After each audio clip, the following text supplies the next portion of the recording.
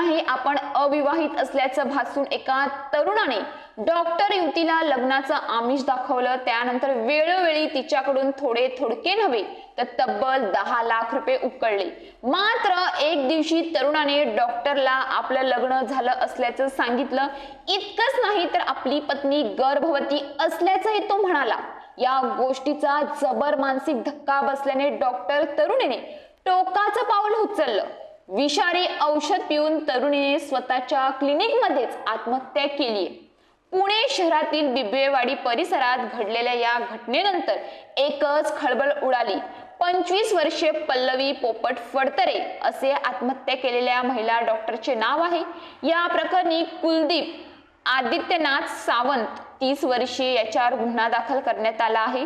यावत मृत तरुणीचे पिता पोपट बाबूराव फडतरे यांनी बिबवेवाडी परिसरात फिर्याद दिली।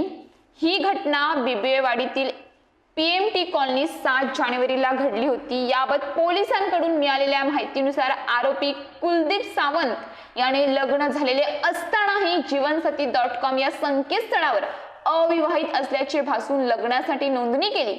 त्याने तो फिर्यादींना भेटला, मात्र त्याचे वागणे पाहून तरुणीच्या पित्याने त्याला नकार कळवला होता। मात्र एवढे होऊनही आरोपी थांबला नाही। मुलीच्या वडिलांना डावलून त्याने थेट पल्लवी हिच्याशी संपर्क साधला। पल्लवी ही BMHS झाली असून तिचे तुळजाभवानी सोसायटीत क्लिनिक आहे। पल्लवीला त्याने प्रेमाच्या जाळ्यात ओढले। वेगवेगळी कारणे सांगून त्याने तिच्याकडून तब्बल 10 लाख रुपयाची रक्कम घेतली। पल्लवीने लग्नाचा विषय काढला तेव्हा त्याने आपलं लग्न झालं असून पत्नी गर्भवती असल्याचं सांगितलं। हे ऐकून पल्लवीला मोठा धक्का बसला। त्यानंतर तिने कुलदीपकडे वेळोवेळी 10 लाख रुपये परत करण्याची मागणी केली, मात्र तो रक्कम परत देण्यासाठी टाळाटाळ करू लागला। याचा मानसिक तणाव सहन न झाल्याने पल्लवीने चिठ्ठी लिहून आपल्या आयुष्याची अखेर केली।